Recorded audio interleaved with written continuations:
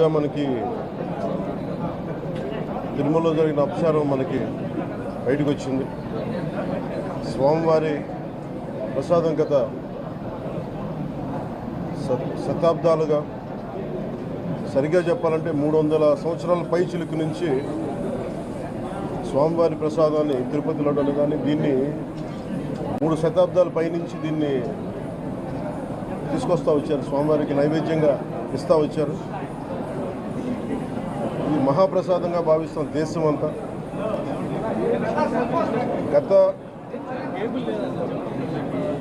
ఇది ఒక ప్రభుత్వాన్ని నిందించడానికో, దీని మీద రాజకీయ లబ్ధి పొందడానికో దీని వెనుక ఉద్దేశం లేదు.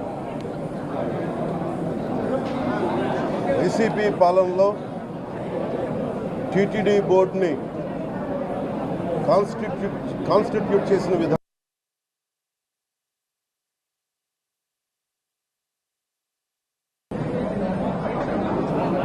ఏ గుడైనా సరే భక్తుల మనోభావాలు దెబ్బతినకుండా, ఆచార వ్యవహారాల్ని నిర్వీర్యం చేయకుండా, అపరాధం వాటిల్లకుండా ముందుకు తీసుకెళ్లాల్సిన అవసరం ఉంది. అది వారి బాధ్యత. సో టీటీడీ బోర్డుని కాన్స్టిట్యూట్ చేసిన వైసీపీ ప్రభుత్వం 2019 నుంచి సంస్కరణల పేరుతోటి, అంతకుముందు చాలా తప్పులు జరిగినాయనే వాటితోటి చాలా మార్పులు చేర్పులు పట్టుకొచ్చారు. స్వామివారి పూజా విధానాలు మార్చేశారు. శ్రీవాణి ట్రస్ట్ అని పేరు పెట్టి దాని మీద 10,000 రూపాయలు టికెట్ పెట్టారు ఒక్కొక్క వ్యక్తికి.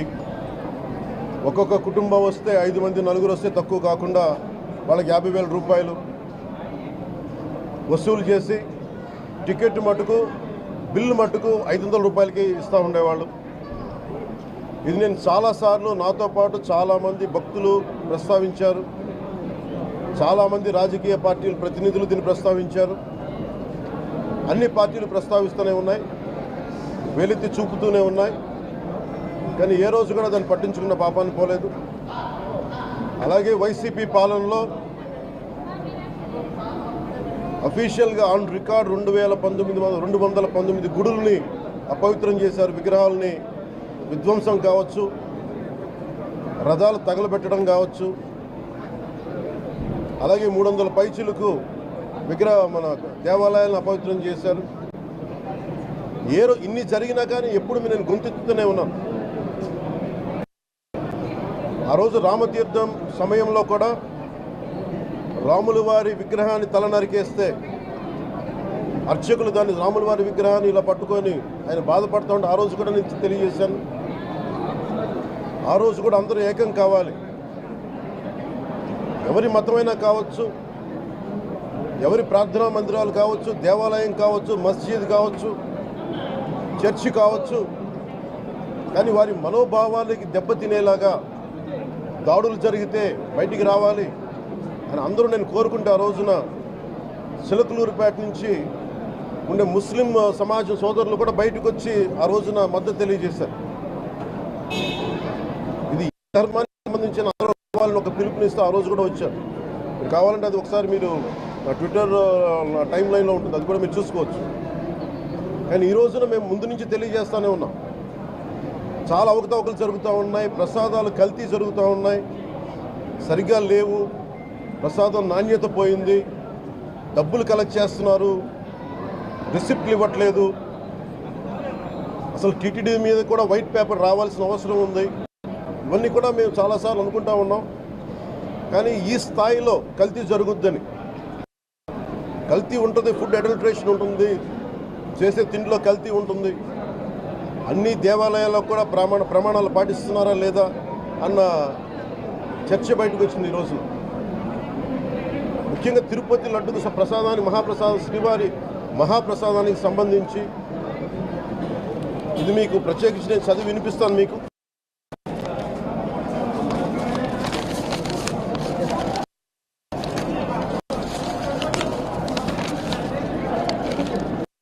ఈ రిపోర్ట్ ప్రత్యేకించి centre for analysis and learning in livestock and food of the national dairy development board వారికి శాంపుల్స్ పంపిస్తే ఇది స్టాండర్డ్ వాల్యూ లిమిట్స్ ఎలా ఉండాలి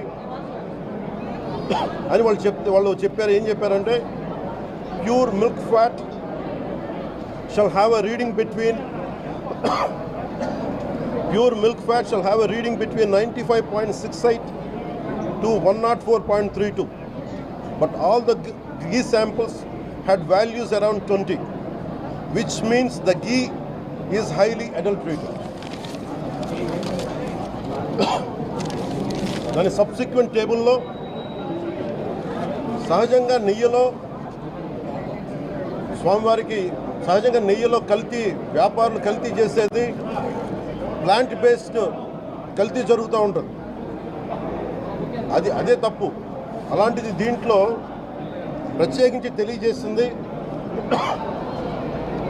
సోయాబీన్ ఉంది, sunflower, olive oil, rapeseed, linseed, wheat germ, maize germ, cottonseed, coconut, palm ఆయిల్తో పాటు fish oil, beef tallow, lard. Fish oil మీకు తెలిసిందే, చేప నుంచి ఎక్స్ట్రాక్ట్ చేసిన నూనె. బీఫ్ టాలో అంటే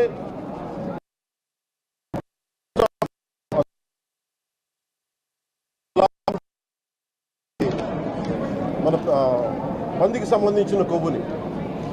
ఇవి ఎక్కువ ఉన్నాయి. ఈ దారుణం ఏంటంటే శతాబ్దాలుగా పోరాటం చేస్తున్నారు రామజన్మ అయోధ్య రామ మందిరం కోసం. దానికి కూడా వీళ్ళు 1,00,000 లక్ష లడ్లు ఇలా బిగ్ ఫ్యాట్ తోటి ఫిష్ ఆయిల్ 1,00,000 లడ్లు కొన్ని శతాబ్దాలుగా అయోధ్య రామ మందిరం కావాలని చాలా ప్రతిష్టాత్మకంగా తీసుకుంటే దానికి కూడా తిరుపతి లడ్లు వెళ్ళి, టీటీడీ లడ్లు వెళ్ళి, ఇది దేశం అంతా దీన్ని కదిలిపోయింది. ఈ రోజున ఇలాంటి అపవిత్రం జరిగింది. దీని గురించి ప్రస్తావిస్తే రిపోర్ట్లు బయటకు వస్తాయి. వైసీపీ నాయకత్వం కానీ రాజకీయ చేస్తారని మాట్లాడుతూ ఉన్నారు. వైసీపీ నాయకులకి కానీ వారి మద్దతుదారులు కానీ నేను మనస్ఫూర్తిగా మీకు తెలియజేస్తున్నా, రామతీర్థం గొడవప్పుడు 219 గుడుల్ని మీరు అపవిత్రం చేసినప్పుడు మీ పాలనలో ఒక సగటు హిందువుగా నేను గొంతెత్తి పోరాటం చేయాలి అంటే రోడ్ల మీదకి ఆ రోజే వచ్చామని గుర్తుపెట్టుకోండి. ఆ రోజు కూడా రామతీర్థం రాముల వారి విగ్రహాన్ని మీరు అర్చకులు చేసినప్పుడు ఉంది, కానీ ఆ రోజు కూడా దాన్ని రాజకీయ పరంగా మేము తీసుకెళ్ళా. దోషులకి శిక్ష పడాలి. వీళ్ళెవరో కనుక్కోండి, ఈ రోజు వరకు మీరు పట్టించుకోవాలా. ఇది మేము చెప్తూనే నిజంగా చేయాలంటే ఈ ప్రస్తావన ఎందుకు తీసుకొస్తున్నానంటే సమాజంలో అస్థిరత లేదంటే డిస్హార్మనీ క్రియేట్ చేయడానికి మేము లేవు ఇక్కడ. కానీ తప్పు జరుగుతుంటే, దాడులు జరుగుతూ ఉంటే, అపవిత్రం చేసుకుంటూ వెళ్ళిపోతే చూస్తూ ఎవరు కూర్చోం. తప్పు, అది కూడా తప్పు అవుద్ది. ఫండమెంటల్ కాన్స్టిట్యూషనల్ ఫండమెంటల్ ఇది. ప్రతి వ్యక్తికి వారి ధర్మాన్ని ఆచరించే హక్కు ఉంది. ఎవరన్నా వచ్చి ఆ ధర్మాన్ని పాడు చేసే హక్కు ఎవరికి లేదు. ఫండమెంటల్ రైట్ ఇది. ఇలాంటి స్థాయిలో ఈ రిపోర్ట్ బయటకు వచ్చినప్పుడు ఏం చెప్పు ఉండాల్సింది గత ముఖ్యమంత్రి గారు? సార్, ఇది ప్రభుత్వం, మన కొత్త ప్రభుత్వంలోకి వచ్చాం. ఇది వెండెట్టా ప్రభుత్వం కాదు, ఇది పగా ప్రతీకారాల ప్రభుత్వం కాదు ఇది. కానీ తప్పు జరుగుతుంటే మటుకు చేతులు కట్టుకొని చూసే ప్రభుత్వం కూడా కాదు. అది మీకు చాలా పగడ్బందీగా తెలియజేస్తున్నాను ఈ విషయం. అలాంటిది నా మీద ఎన్నో మాట్లాడినా మేము ఎప్పుడు మాట్లాడలా. రామతీర్థం గురించి జరిగినప్పుడు కూడా మేము మాట్లాడలా. కానీ ఈ రోజున రిపీట్ అయిపోతున్నాయి మిస్టేక్స్. అలవాటైపోయింది. ఎప్పుడే ఫుల్ స్టాప్ టు దిస్. దీంట్లో ఒకరు నిందించట్లా. టీటీడీ బోర్డు ఉంది, వైసీపీ కాన్స్టిట్యూట్ చేసిన టీటీడీ బోర్డు ఉంది. వైవి సుబ్బారెడ్డి గారు ఉన్నారు టీటీడీ చైర్మన్గా. టీటీడీ ఈవోగా ధర్మారెడ్డి గారు ఉన్నారు. మళ్ళీ వాళ్ళు కాకుండా కొత్తగా వచ్చారు. ఈ 5 సంవత్సరాలు ఈ బోర్డు ఏం చేస్తూ ఉంది? ఈ టీటీడీ బోర్డుని మేము ప్రశ్నిస్తున్నాం. మీరు బయటికి రండి. ఏం చేసి ఉండాల్సింది వచ్చినప్పుడు మీరు పంపించండి ల్యాబ్స్కి.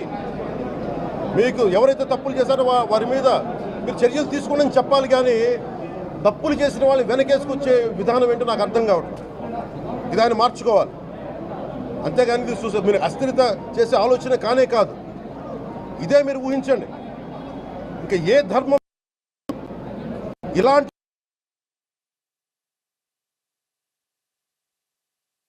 మీద జరిగిన దేశం అల్లకల్లోలం చేసేస్తారు. ప్రపంచం అంతా మాట్లాడతారు. గ్లోబల్ న్యూస్ అయిపోద్ది. కానీ దేశంలో కోట్లాది మంది హిందువులు అపవిత్రమైతే, ఈ ప్రసాదం అపవిత్రమైతే ఒక్కరు కూడా మాట్లాడకూడదు. ఇది సెక్యులర్ వ్యవస్థకు విఘాతం అంటే హిందువులకి మనోభావాలు ఉండవా? ఇది ఒక్కరు నిందించట్లా. అసలు మీరు ప్రస్తావన చేయకూడదు, ఇది తప్పు, ఇది మాట్లాడకూడదంటే ఎట్లా? ఇదే వేరే మతానికి మీరు అన్వయిస్తారా? నేను అన్ని మతాలని సమానంగా గౌరవించేవాడిని. ఇస్లాంని గౌరవించేవాడిని, క్రిస్టియానిటీని గౌరవించేవాళ్ళం మేమందరం. సనాతన ధర్మం అని మొత్తుకుంటున్నాం. దేనికి సనాతన ధర్మం అంటే? సనాతన ధర్మానికి ఒకరు ప్రారంభించింది కాదు. ఇది ఒక వ్యక్తో ఒక కూర్చోబెట్టి ఒకరు స్టార్ట్ చేసింది కాదు. ఇది కొన్ని వేలాది సంవత్సరాలుగా అన్ని మతాలని, అన్ని విశ్వాసాలని అలింగనం చేసుకున్న నేల ఇది. అలా దగ్గర తీసుకున్న ఈ నేల మీద ఇలాంటి అపవిత్రం జరిగితే, రిపీటెడ్గా జరిగితే, ఒకసారి కాదు 2 సార్లు కాదు, రిపీటెడ్గా జరిగితే ఇప్పుడు కూడా మాట్లాడకూడదంటే అది తప్పు చేసిన వాళ్ళం అవుతాం.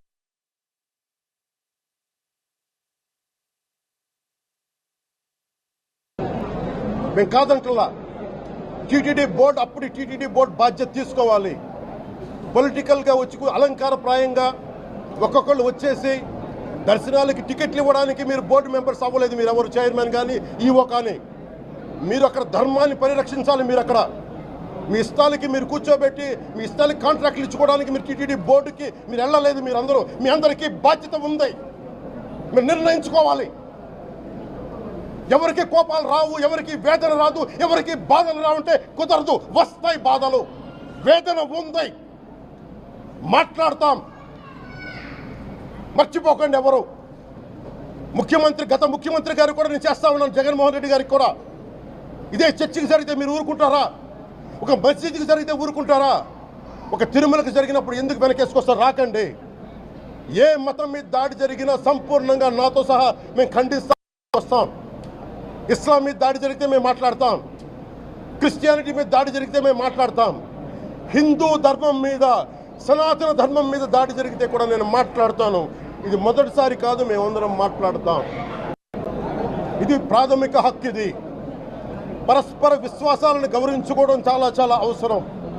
ఇది అందరికీ తెలియజేస్తున్నాను. ఇది దోషులకి కఠిన శిక్ష పడాలి. అలాగే ముఖ్యమంత్రి గారికి కూడా నేను తెలియజేసుకున్నాను, చంద్రబాబు నాయుడు గారికి కూడా. క్యాబినెట్ మీటింగ్ జరగాలి, అసెంబ్లీలో చర్చ జరగాలి. అసలు టీటీడీ ట్రస్ట్లో ఎన్ని అవకతవకలు జరిగినాయి, దీని మీద కూలంకషంగా దీని మీద చర్చలు జరగాలి. అలాగే నిన్న అందరూ మీడియా పెద్దలు కూడా అడుగుతూ ఉన్నారు, అధిపతులు, పత్రికాధిపతులు కూడా అడుగుతూ ఉన్నారు, మీడియా వారు కూడా అడుగుతున్నారు, దీన్ని సిబిఐకి తీసుకెళ్లాలా లేదా అనేది. అది గౌరవ ముఖ్యమంత్రిగా నిర్ణయం తీసుకోమని. మీరు ఏ నిర్ణయం తీసుకున్నా క్యాబినెట్ మీ వెనకాల ఉంటుంది, ఉంటారు. ఇది ఇక్కడతో ఆగాలని మనస్ఫూర్తిగా నేను కోరుకుంటున్నాను. అలాగే 40 సంవత్సరాలుగా కర్ణాటకలోని గీ కంపెనీకి ఇస్తూ ఉన్నారు. 15,000 కేజీలు అవసరం అవుతుంది నెయ్యి, మనకి స్వచ్ఛమైన నెయ్యి. అలాంటిది వీళ్ళు 1000 రూపాయలు కొన్నదాన్ని వీళ్ళు 360 రూపాయలకే వస్తుందని చెప్పి ఎవరో మిడిల్ మ్యాన్ వచ్చి చెప్పారు. ఆ మిడిల్ మ్యాన్ ఎవరు? మీరు 1,00,000 లడ్డూలు మీరు అయోధ్యగా పంపించినప్పుడు మాట్లాడింది ఎవరు? చెక్ చేశారా? క్వాలిటీ చెక్ చేశారా? కోట్లాది మంది భగవంతుణ్ణి విశ్వాసం ప్రకటించే ప్రతి ఒక్కరి ఈ రోజున బాధకు గురయ్యారు. నాకు నిజంగా ఇంకో వేదన కూడా ఉంది. ఇది ఇంకొకరు నిందించట్లా. తిరుమలలో ఉండే ఇంతమంది సేవ చేసుకునే వ్యక్తులు కానీ మీరందరూ హిందువులే కదా. మీరందరూ టీటీడీలో ఉండే వందలాది మంది ఎంప్లాయీలు, ఉద్యోగులు, వేలాది మంది ఉద్యోగులు, మీరందరూ ఏం చేస్తున్నారు? మీరు మీరు హిందువులు కాదా? మీరు స్వామివారికి అపవిత్రం జరుగుతూ ఉంటే మీరు కల్తీనే జరుగుతుంది మీకు తెలిసి కూడా మీరు ఎందుకు కాముకున్నారు? భయపడ్డారా వైసీపీ అంటే? వైవి సుబ్బారెడ్డి గారంటే భయపడ్డారా? ధర్మారెడ్డి గారంటే భయపడ్డారా? ఏ స్వామి అయితే మీకు ఆశ్రయం ఇచ్చారో ఆ స్వామికి అపవిత్రం జరుగుతూ ఉంటే మీరందరూ కామ్గా కూర్చునే మీకు ఎలా వచ్చింది మీకు? ఇది నేను సాటి హిందువులను కూడా నేను ప్రశ్నిస్తున్నాను. దీంట్లో ఇది ముందుగా ప్రతి హిందువు గౌరవించాల్సింది. దీన్ని మీ మతాన్ని మీరు గౌరవించుకోండి ఫస్ట్. ప్రతి హిందువు నేర్చుకోవాలి ఇది. ప్రతి హిందువు ఆత్మపరిశీలన చేసుకోవాలి. మీరు బయటికి రావాలి. తప్పు జరుగుతూ ఉంటే కూర్చొని చేతులు కట్టుకొని మనకెందుకులే అంటే ఇలాగే ఉంటాయి. ఇది మారాలి. నేను కూడా దీంట్లో భాగమే కాబట్టి నిజంగా నాకు ఇన్ని సమస్యలు చెప్పారు ఇన్ని సంవత్సరాలుగా. వైసీపీ మీద పోరాటాలు చేస్తున్నారు. రోడ్లు బాగలేదంటే మాట్లాడాం, రైతుకి సమస్యలు వస్తే మాట్లాడాం, గుడులు అపవిత్రం చేస్తుంటే మాట్లాడాం. కానీ ఏ ఒక్కరు కూడా బలంగా కూర్చొని టీటీడీ ఉద్యోగులు ఎవరైనా సరే ఇలా జరుగుతుంది అని తెలిసి కూడా కామ్కున్నారంటే మీరు మహా అపరాధం చేశారు. ఆ మహా అపరాధానికి నేను కూడా నాకు సంబంధం లేకపోయినా ఈరోజు నేను ప్రాయశ్చిత దీక్ష మొదలుపెట్టాను. ఈరోజు 11 రోజులు స్వామివారికి నేను క్షమాపణలు కోరుకుంటూ దీక్ష తీసుకుంటున్నాను. ఇది మారాలి, ఉండకూడదు అని కోరుకుంటూ సెలవు తీసుకున్నాను. నమో వెంకటేశాయ.